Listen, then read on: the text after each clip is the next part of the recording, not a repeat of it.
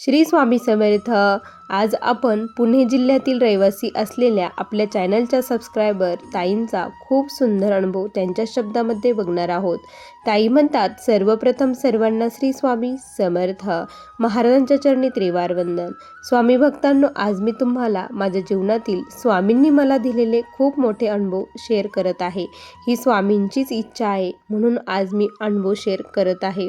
स्वामी भक्तांनो, मी पुणे जिल्ह्यातील रहिवासी आहे. माझे नाव सौभाग्यवती सुषमा राऊत असे आहे. आज मी जे काही सांगणार आहे त्यातील एक एक शब्द हा खरा आहे. सर्वप्रथम सांगायला आज फार आनंद वाटतो की मी स्वामींच्या सेवेत कशी आली. 2002ची गोष्ट आहे. 2002ला मी स्वामींच्या सेवेमध्ये आले.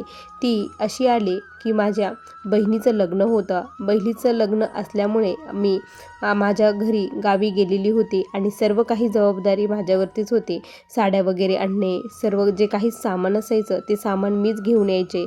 आणि त्यावेळेस आमच्या घरी म्हणजे आमची परिस्थिती हलाखीची असल्यामुळे फार काही गाडी वगैरे नव्हत्या. एकच गाडी होती. माझा भाऊ वडील गाडीवरती जाऊन दुसरं काम करत होते. त्यामुळे माझी आई, मी, मावशी आम्ही सर्वजण बसने जाऊन जे काही सामान असायचं ते सामान घेऊन येत होतो. असं करता करता काय झालं की एक दिवस आम्ही असं सामान घेऊन चाललेलो होतो आणि बसमध्ये होतो. घाई गडबडीमध्ये आम्ही सर्व सामान व्यवस्थित ठेवलं. त्यानंतर गडबडीमध्ये आम्ही जेव्हा उतरलो त्यावेळेस माझी एक पर्स होती. ती पर्स माझी वरतीच राहिली. त्यामध्ये खूप सामान होतं. जवळपास 15,000चं सामान आणि थोडीशी कॅश देखील होती. हँड पर्स होती मोठीशी. ती मी वरती ठेवली आणि मला वाटलं की आईने घेतली आणि आईला वाटलं मी घेतली. आम्ही कोणीच घेतली नाही. ती बसच्या वरतीच राहिली. त्यानंतर स्वामी भक्तांनो, काय झालं की आम्ही घरी आलो, फ्रेश वगैरे झालो, चहा घेतला. त्यानंतर सामान आम्ही बघू लागलो. त्यावेळेस आम्हाला लक्षात आलं की आपली जी काही हँडबॅग आहे ती इथे दिसत नाही. त्यावेळेस मी आईला विचारलं की आई कुठे? आई म्हटली, मला वाटलं तू घेतली आणि मला वाटलं तिने घेतली.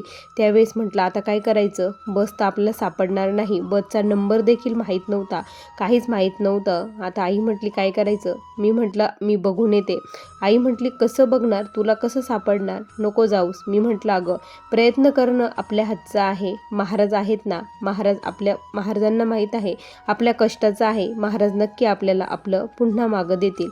असा विश्वासाने महाराजांवरती विश्वास ठेवून स्वामींना मुजरा केला आणि मी ती पर्स शोधण्यासाठी गेले. आता ती गाडी डेपोमध्ये गेलेली होती. आता गाडीचा नंबर माहीत नव्हता. त्यामुळे खूप सारं कन्फ्युजन होतं की नेमकी गाडी कुठली असेल.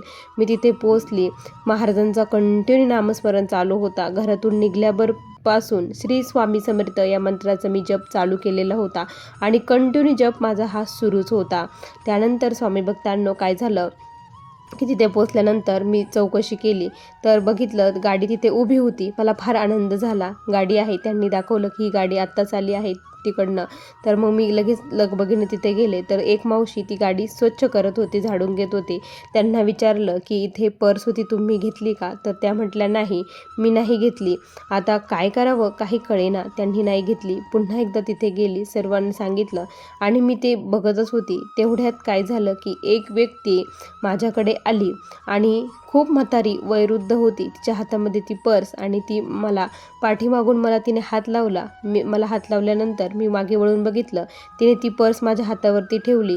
तर मी म्हटलं की हा तुम्हाला कुठे मिळाली? तर ते म्हणे तू कशाला काळजी करते? तुला मिळाली ना, ही तुझीच आहे ना? मी म्हटलं हो माझीच आहे. तुम्हाला सांगते त्याच्यातील 1 रुपया देखील कुठे गेला नाही. कुठलीच वस्तू कुठेच गेली नाही. आहे ती पर्स माझ्या हातामध्ये आली. त्यावेळेस मला फार आनंद झाला आणि मुखामध्ये श्री स्वामी समर्थ महाराजांचा मंत्र चालू होता. त्यावेळेस कळालं की ही महाराजांचीच शक्ती आहे. महाराजच आले होते. महाराजांनी माझी परत दिली. त्यानंतर खूप विश्वास वाढला. स्वामींची सेवा ही सुरूच होती. त्यानंतर लग्न वगैरे छान पार पडलं. स्वामींच्या कृपेने कुठलीच अडचण लग्नामध्ये आली नाही. मग आम्ही घरी आलो. माझी आई देखील स्वामींची सेवा करू लागलेली होती आणि मीही स्वामी सेवा करत होती.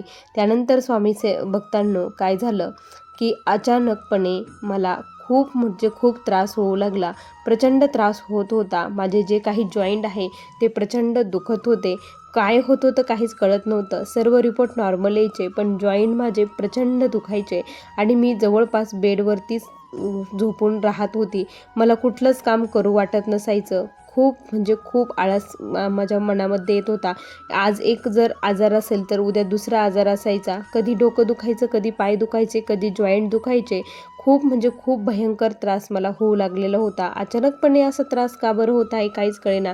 स्वामींची सेवाही खूप केली तरी काही फरक पडत नव्हता. बाहेरही बघितलं तरी बाहेरच्यांनी काही सांगितलं नाही, काहीच नाही. ते म्हणायचे नॉर्मल आहे, कुठलंच नाही, तुम्हाला हॉस्पिटलचंच आहे असं सांगायचे. हॉस्पिटलमध्ये गेले तर डॉक्टर म्हणायचे रिपोर्ट नॉर्मल आहे, काहीच प्रॉब्लेम नाही. गोळ्या औषध द्यायचे. माझा त्रास मात्र काही केल्या कमी होत नव्हता. त्याच दरम्यान माझे जे सासरे आहे ते एक्सपायर झाले. सासरे एक्सपायर झाल्यानंतर सर्व काही त्यांची विधी वगैरे झाली आणि एक दिवस रात्री माझे सासरे माझ्या स्वप्नामध्ये आले आणि त्यांनी मला सांगितलं की गायत्री मंत्राचा जप चालू कर. गायत्री मंत्र तू जसा बोलशील तसं तुझा व्याधी कमी होईल असं त्यांनी सांगितलं. मी पहिल्यांदा स्वप्न पडलं तेव्हा काही विश्वास ठेवला नाही. मी म्हटलं हे काही पण सांगतात, हे असं थोडंच असतं, स्वप्न थोडंच खरं असतं असं म्हणून मी हे केलं. पण थोड्या दिवसांनी पुन्हा मला तेच स्वप्न पडलं. त्यावेळेस वाटलं की नाही काहीतरी असेल. मग मी गायत्री मंत्राचा जप सुरू केला. रोज एक माळ मी गायत्री मंत्राची घेऊ लागली आणि हळूहळू मला माझ्या याच्यामध्ये शरीरामध्ये बदल दिसू लागला. जे जॉईंट दुखायचे होते ते थांबले. त्यानंतर माझा जो आहार होता मला काहीच पचत नव्हतं. खूप उलट्या होत होत्या.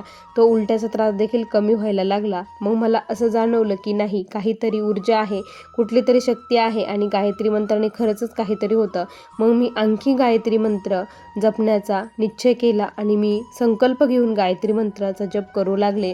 मी 24 तासामध्ये 6 तास गायत्री मंत्र जप करू लागले. एका जागेवर बसायची आणि जप करायची. त्यामुळे मला खूप ऊर्जा, शक्ती प्राप्त होऊ लागली. माझी जी काही व्याधी होती ती 6 महिन्यामध्ये सर्व काही नष्ट झाली आणि कुठे व्याधी गेली कळालं नाही. जशी मी पूर्वी होती ठणठणीत तशीच पुन्हा एकदा झाली आणि गायत्री मंत्राची साधना माझी खूप फळाला आली असं म्हणायला हरकत नाही. पण मी या गायत्री मंत्राविषयी जेव्हा ऐकलं त्यावेळेस खूप मला भीती वाटली की नाही, गायत्री मंत्र फक्त एका जागेवरतीच बसून बोलायचा असतो. संध्याकाळी तो बोलायचा नसतो. सकाळी ब्रह्ममुहूर्तावर बोललं तर त्याचं फळ हे खूप दानदुपटीने मिळत असतं. कुठलीही व्याधी असो, कुठलंही संकट असो आणि कुठलीही आर्थिक जरी अडचण असली तरी गायत्री मंत्राच्या संकल्प घेऊन जपाने ती पूर्ण होते. असे व्हिडिओ माझ्यासमोर येऊ लागले. त्यावेळेस मला त्या मंत्राचं पूर्णपणे त्याच्या मुळाशी जावंसं वाटलं आणि त्यावेळेस जेव्हा मी खूप अभ्यास त्याच्यावरती केला त्यावेळेस मला लक्षात आलं की गायत्री मंत्र हा सर्व मंत्रांचा बीज मंत्र आहे. त्यामध्ये खूप मोठं सामर्थ्य आहे आणि त्यानंतर मला खूप छान वाटलं की मी एवढ्या मोठ्या सामर्थ्यवान मंत्राचा जप करते. पण एक होतं की मी कुठल्या गुरु थ्रू हे मंत्र घेतलेला नव्हता. त्यामुळे हा मंत्र सिद्ध आहे की नाही हे मला कळत नव्हतं. पण मी माझी साधना सुरू केली होती. त्यानंतर मेडिटेशन मी करू लागले. मी अगोदर 10 मिनटं मी बसायचे, ध्यानाला बसायचे. पण माझं मन हे एकाग्र होत नव्हतं, खूप भटकायचं. त्यावेळेस मग मला असे व्हिडिओ आले की मन जरी भटकलं तरी काही प्रॉब्लेम नाही, पुन्हा मन तिथे जागेवरती आणायचं आणि एका ठिकाणी केंद्रित करायचं. हळूहळू आपण कुठे आहोत, काय करत आहोत हे आपल्याला काहीच कळत नाही आणि आपण ध्यानामध्ये जातो. जेव्हा मी अशी प्रॅक्टिस सुरू केली तेव्हा 6 महिन्यामध्ये मी जवळपास 1 ते 2 तास ध्यानामध्ये बसू लागले. मला पूर्वीच्या माझ्या सर्व गोष्टी आठवू लागल्या. पूर्वी मी कोण होते, कुठल्या देवतेची सेवा करत होते, काय होते ते सर्व काही मला आठवू दिसू लागलं. त्यावेळेस मला दिसत होतं नृसिंह सरस्वती महाराजांची मी सेवा करताना तिथे फुलं आणणे, त्यांचे जे काही मठ होतात ते साफसफाई वगैरे करणे, अशा सेवा मी तिथे करत होती. त्या पुण्याईनेच मला महाराजांची ह्या जन्मामध्ये प्राप्ती झाली असं मला त्यामध्ये दिसलं आणि त्यानंतर गायत्री मंत्राच्या जपाने खूप मोठी शक्ती मला प्राप्त झाली, सिद्धी प्राप्त झाली आणि मी तो जप कधीच सोडला नाही. मी 24 तासाचं देखील अनुष्ठान केलं आणि न खाता पिता काही न करता फक्त ओम भूर्भुवः स्वहा तस्य वितुर्वरेण्यं भर्गो देवस्य धीमहि धियो यो न प्रचोदयात् या मंत्राचा मी खूप चॅन्टिंग केली, खूप त्याचं नामजप केला आणि त्या मंत्राच्या सिद्धीने मला आज मला जे जे पाहिजे होतं ते सर्व काही मिळालं. माझ्या सर्व इच्छा न मागता या मंत्राच्या जपाने पूर्ण झाल्या.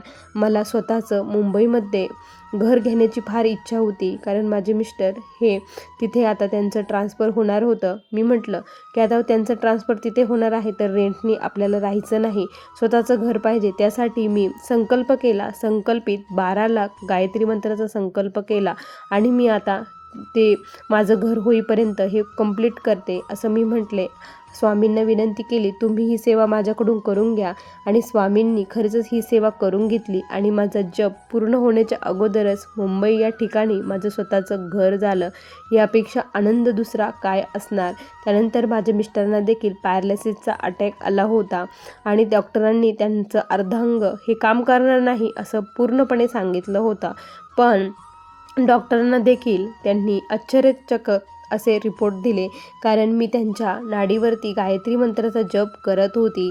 मी दिवसातून जवळपास 4 ते 5 तास त्यांच्या नाडीवरती जप करायची, मालिश करायची. मालिश करताना देखील गायत्री मंत्र म्हणायची. आणि आज तुम्ही बघू शकता माझे मिस्टर चालतात, फिरतात, बोलतात, खातात, पितात, सर्व काही त्यांच्या हाताने करतात. ही खूप मोठी किमया महाराजांची आहे. अशाच माझ्या सासूबाई, त्यांना देखील गायत्री मंत्राचा खूप मोठा परिणाम दिसून आलेला होता.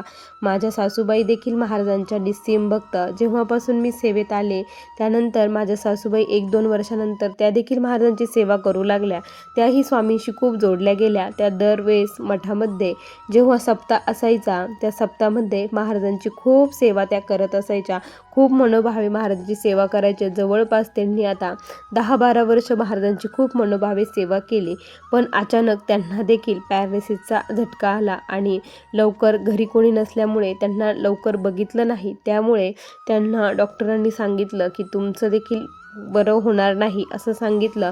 आणि माझ्या सासूबाई जवळपास 2 वर्ष बेडवरती होत्या.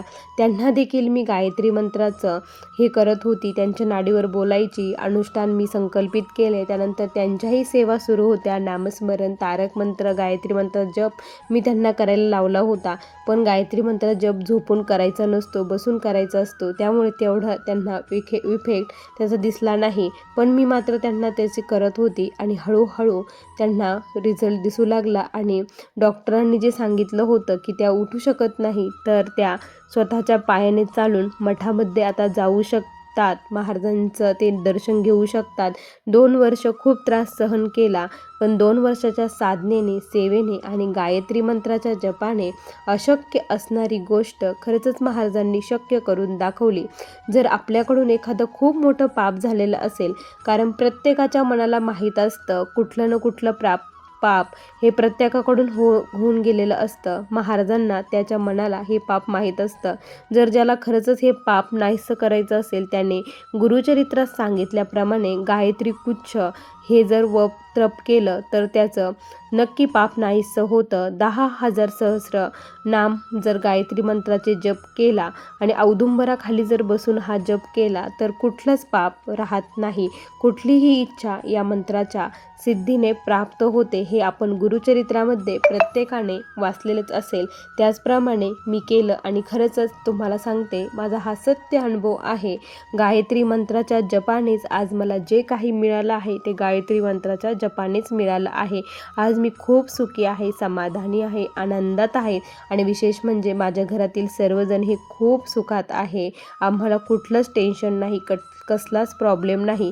इतरांचे जेव्हा दुःख मी बघते ना, तेव्हा वाटतं की नाही, खरंच आपण खूप सुखी आहोत, महाराजांच्या सेवेमध्ये आहोत. आणि अशीच सेवा महाराजांनी निरंतर आपल्याकडून करून घ्यावी एवढीच स्वामींच्या चरणी मला प्रार्थना करावीशी वाटते.